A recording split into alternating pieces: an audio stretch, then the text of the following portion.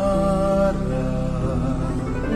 Nooy wala pa akong pag-asa sa buhay na walang hanggan, pagkat ako ay di pa kasama sa hinilang niya at pinawalang sana.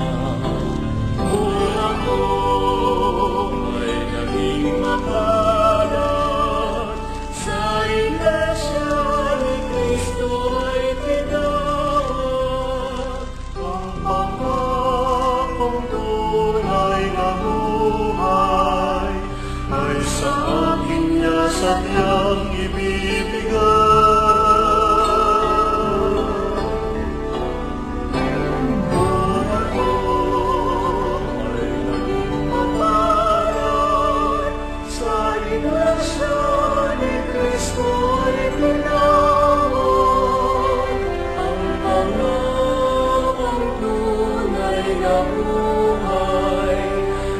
Sa akin niya sadyang ibibigay.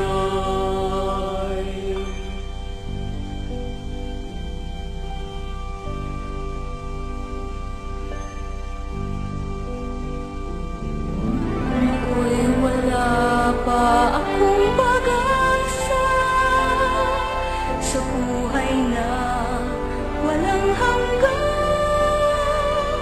pagkat ako ay di pa kasama sa hinirang niya